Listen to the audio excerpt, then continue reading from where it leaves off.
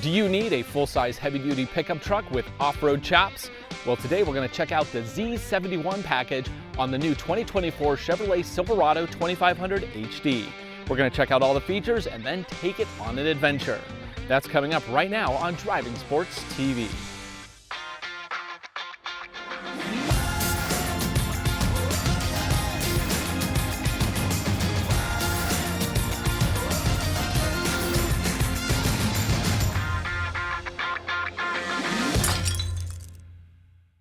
For 2024, the Chevrolet Silverado 2500HD gets a refresh inside and out. The model we're looking at today is the mid-range LT, which starts at $54,000 US. But this one is loaded up with options, including the Z71, All-Star, Convenience, and Tech packages, in addition to a turbo diesel V8 engine. Price as it sits here, $73,935 US, including destination. Under this massive hood is a 6.6-liter turbo diesel V8. This produces a heaven-hauling 470 horsepower and 975 pound-feet of torque. It's connected to a standard 10-speed automatic transmission from Allison. Because this is a heavy-duty truck, the EPA doesn't rate economy. Towing tops out at 22,500 pounds. Thanks to the Z71 off-road package, this comes with special off-road suspension, hill descent control, skid plates, a spray and bed liner, and all-weather floor mats. Our test vehicle had the optional 21-inch wheels, but they are wrapped in Goodyear Wrangler Trail Runner all-terrains. These should be perfectly fine for the kind of adventure we have planned today. In the back, this one is a standard length bed. It also has the multi-flex tailgate, which allows you to set up for a work surface. You can also lower the whole thing. Oh, we also have one chicken. What are you doing back there? You want to leave? Here, let me lower this gate down. Make it super easy for you to climb down. Okay, there you go. Out you go. You also get an easy to deploy hand grab, the gooseneck attachment, and we also have AC power over here. In addition to the special tailgate, you can also access the bed from the corners as well as the sides. And of course, plenty of tie downs. Because this is a crew cab, we got lots of room in the back here. Not only can you fit your crew, you can also fit gear securely. By flipping up these seats, you get extra room. Lots of big flat storage area here, which is nice. Pull it back down, climb on up, and that is a tall climb. Yeah, lots of room for my legs, great headroom. I'm 6'1", legs torso proportionate, I fit fine. I get vents, cup holders, USB-C and USB-A power sockets, as well as a fold-down armrest. Okay, let's check out up front. Getting in and out can be a little bit of a challenge, especially because this particular trim does not have a side step. So yeah, you got to really pull yourself up and in. Up front here, we have an interior that looks a lot more like the smaller Silverado 1500. It's been updated to basically look newer and cooler. Powered on. Now we have dual screens here, a nice digital gauge cluster up front in the middle with lots of multifunction information. We've covered this pretty extensively on other Chevy vehicles. It's basically what we've seen before. And then over here, we have a really nice large infotainment system that is integrated very tightly with Google. Now we get icons on the left to help with towing, wireless Apple CarPlay integrated as well, Google Maps front and center, and then of course music, and then you also have vehicle settings. And then in vehicle settings, we get all sorts of other items here, such as cameras where we can look all around the vehicle. It's a really nice surround view system. In fact, I can switch so many views here. This is one thing I think Chevy always does particularly well. Looking through some extra stuff, we of course have Amazon Alexa integration, a Wi-Fi hotspot. For trailer stuff, this can tow up to 24,000 pounds, which is quite a lot. And thankfully, they give us lots of really great integrated tools, including information up in the infotainment. We also get a brake controller right down here with a bias control. It's basically everything that you really need to do some work. Now, right below the main screen, we have all sorts of vehicle adjustments, including exhaust brake, enable, disable, lane detection, parking meters, flip down tailgate, traction control systems, and hill descent control. And that is part of the Z71 package. Now, this does have a standard four-wheel drive system. It is a part-time system where you can pick 4-high, 4-low, or 2-wheel drive. And then we also get 2 different drive modes, normal and off-road. I like the fact that we have hard buttons down here for aircon, including heated seats. I get all sorts of power adjustments over here. The steering wheel is wrapped in leather, has integrated controls. There is no adaptive cruise control at this trim level, which is a little disappointing. I don't care what truck you've started with, but when you're up to 70 grand and more, it should have adaptive cruise. This one doesn't. You do have to start with a higher base trim to be able to get that. Armrest, it's this massive bin. We have a USB-C and USB-A as well as AC power in there, and then a big tray there to throw stuff. Now, you don't get that really cool flip down desk like you get with the F-150, but I still think this is a pretty nice place to hang out. Okay, well, let's go ahead and we're gonna hit the highway, and then we're gonna hit the trail and see if the Z71 package is worth it.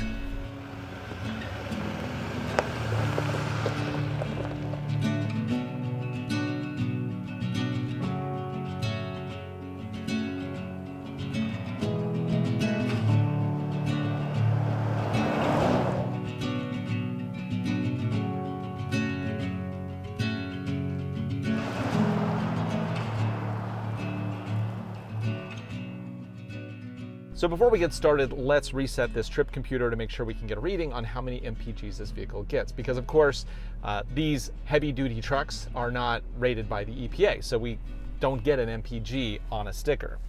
So go ahead and set that to 0, and away we go.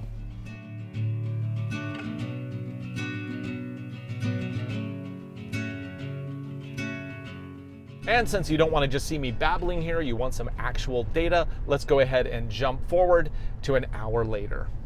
Through the magic of video, boom. So I've now been driving in this truck a little more than an hour. We're getting just over 14 MPGs. Yeah, if you really wanted to get this for economy, that's not why you buy a heavy duty truck. You buy it because you need that towing capacity. And I can say that in driving this truck, I have passed probably 20 Silverado HDs towing various pieces of heavy machinery. It seems to be the choice. This particular trim is an LT, so it's lacking a lot of features that you can get on this vehicle. There's no adaptive cruise control, there's no cooled seats, but what you do get is the ability to tow a massive amount of weight back there. Also, you get a really nice big payload. And this one is equipped actually to take a fifth wheel, which I've never driven a fifth wheel, so I'm not even going down that alley. So if you want to look at this truck from my perspective, I am a regular person who doesn't need this truck. I just don't. However, I am willing to go have fun with anything that a manufacturer is willing to loan me. And since I have this 2500 HD, we are going to drive it into the Olympic mountain range and kind of just explore some of the back roads out there. Now, this is a Z71, so it is an off-road trim. That means that it comes with all-terrain tires, off-road tuned suspension, and it also gets a spray and bed liner. For some reason, that's part of the same package. In addition, this truck also gets a rear locking diff. It's an auto locker, which is pretty common on Chevy trucks. And then it also has an off-road mode to optimize the powertrain for tricky off-road conditions. Will it be enough for today? Probably, because what we're doing really isn't that difficult, but it'll probably be fun. Visibility is pretty good in this truck if you're only counting things that are higher than 5 feet tall, because I can't see anything in front of this truck. I mean, my sight line probably puts me a good 15 feet ahead of me before I can see anything, because this hood is so high. And I hate to belabor that point, but it is absurd how big these trucks have gotten, and not just in sheer size, but also just in the slabbiness of them. I mean, it is a vertical wall on the front of this truck. And because of that, you're probably going to get even worse MPGs once you start cruising up around 80, 85 miles per hour, simply because of wind resistance. Today, I've been keeping it under 55 for the most part, because I'm just on level highways going along the Hood Canal here. There are several things I really like about this truck. The digital gauge cluster I think is a really nice design. I have tons of information at my fingertips. And then the infotainment, I think this screen is a good size. It's low enough that it's not like obscuring my view, but it's also very easy to reach over to. And of course, the fact that it has wireless Apple CarPlay just makes it super easy to use. Unlike the brand new Chevy Colorado, this truck actually has a physical switch down here for headlights, which I like. Yeah, the new Colorado, they've integrated it into the head unit. This particular infotainment system doesn't have a ton of stuff that you absolutely have to use. Most of your daily functional stuff are actually hard buttons, and that I think is very appropriate for this kind of buyer. Finally, time to turn off the highway here and start the real adventure. Fuel mileage is definitely going to be decreasing at this point as we climb into the mountains. Let's try a 0 to 60. Obviously, you don't buy a truck like this for 0 to 60. However, with almost 1,000 pound-feet of torque, you kind of expect it to do pretty good, right? This looks like a good spot. Mostly level, mostly. Okay, we're just gonna mosh the throttle in 3, 2, 1, go. Oh, it's slow to kick on, and then boom, there we go. And 60 in 7.02 seconds. You know, considering its size and the fact that it's really designed for massive torque, I think that's actually pretty good. Now let's start the off-road portion of our adventure.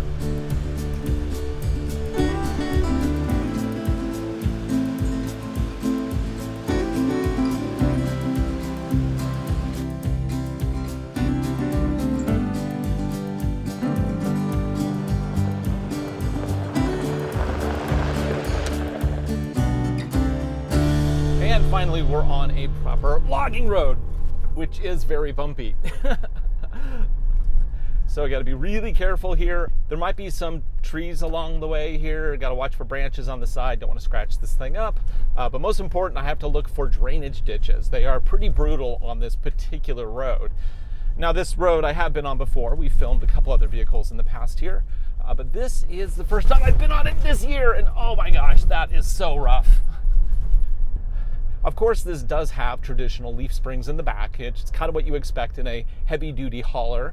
This truck is all about towing and payload, with just a little bit of off-road capability as the cherry on top. Oh, that's a ditch. Gonna have to be kind of careful here. Yeah, we got lots of ground clearance, but we also have a really long wheelbase, so things are just gonna hit different. If you look out the side here, you'll notice that we are increasing elevation pretty dramatically, actually. That is a long sheer drop. Oop, oop, oop, ditch. Whoa! Yeah, see, what we got to watch out for on these ditches isn't just the fact that it's uncomfortable, it can also shunt the vehicle. And last thing we want to do is shunt the vehicle off the ledge down the cliff. Yeah, good times. Got all these downed trees on the inside here too. Yeeks. And sweating a little bit. We'll be fine. And these ditches. Now I do want drainage ditches eventually because we're going to use those to test out the rear locker on this truck, but I don't want to do it yet. I want a nice deep one. Like not just uncomfortable, but like I want to lift a wheel if I can.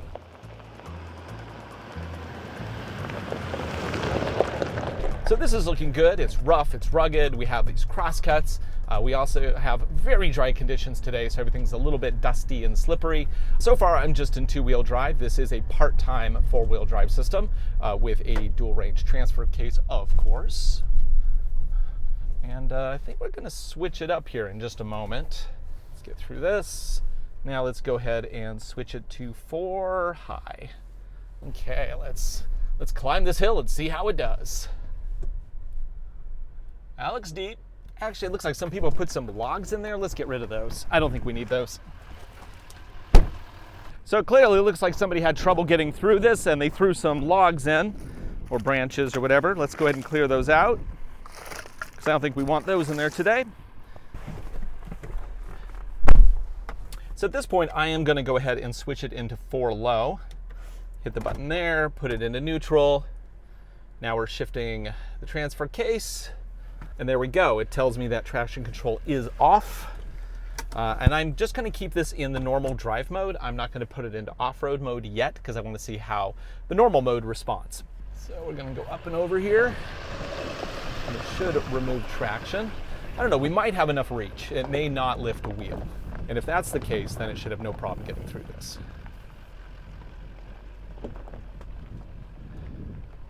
Oh yeah, easy.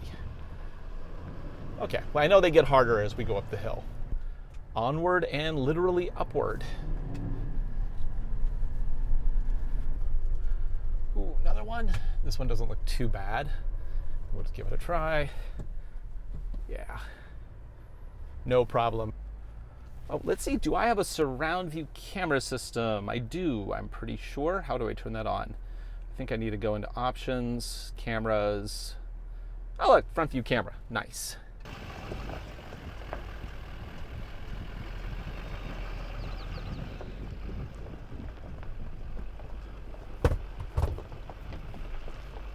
Okay, I think we're gonna maybe lift a wheel there.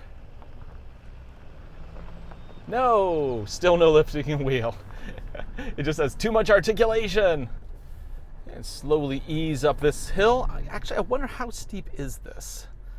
I think we have meters here somewhere. Oh, and by the way, my tire pressures are at about 60 PSI because these are heavy duty tires. Okay, now we got our angle going here. We're at a 9-degree angle. And I think this is the deepest rut. In fact, it's a double rut, which might stress this wheelbase. So, camera up again. There we go. I'm gonna dip that first wheel over there on the left. Now we're gonna go over the arch. Hopefully we're not gonna scratch anything. Let's go real slow. No hurry.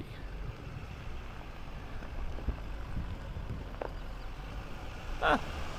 No need for a locker yet, at all. Okay, we gotta find something harder. Fine, I see how it is.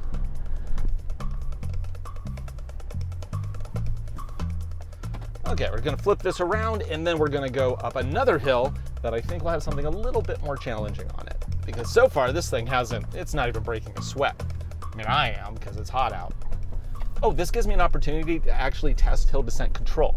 Now, obviously, a 9-10 degree hill is not a big deal, but I want to show you how the system works. And actually, this little dip right here is a perfect place to test. So I'm already in 4 low. I'm going to go ahead and switch on hill descent control, and it now tells me what the speed it's set at, and says 1 mile per hour. As soon as I lift, it is grabbing. And it's going to ease me over and use 4-wheel individual braking. Probably won't need to in these conditions, but it's doing it just in case. And I love the fact that it's 1 mile per hour. That's really nice. Now to go faster, I basically just add a little more throttle, and then it'll lock it in at whatever speed I lift off the throttle. And it of course tells me up on the gauge cluster.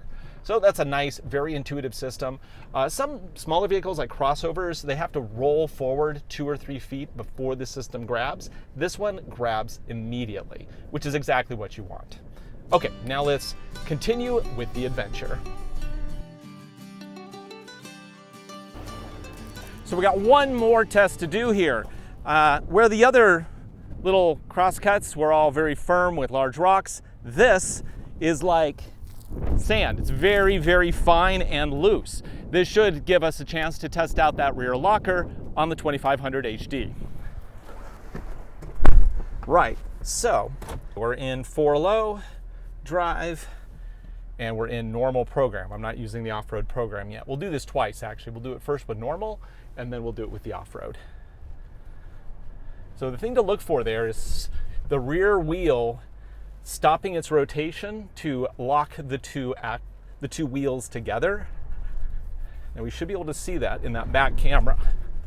Oh, and it just climbs, no problem. Okay, that was pretty easy. So now what's the difference between that and off-road mode? Okay, so now I'm gonna switch over to off-road mode, switch a little toggle over there. And what I believe will happen, it'll do wheel braking on the front wheels, which kind of emulates a front locker. So let's just see if we can see that here. How's that climb? How's that power shifting around? And up we go. Nice, you know, it was easy either way.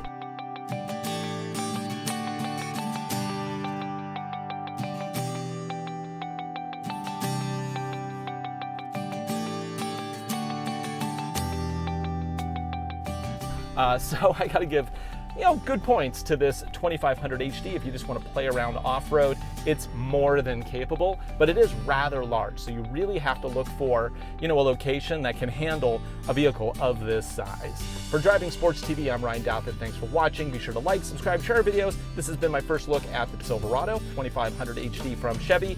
And yeah, I mean, it's big. It's for towing.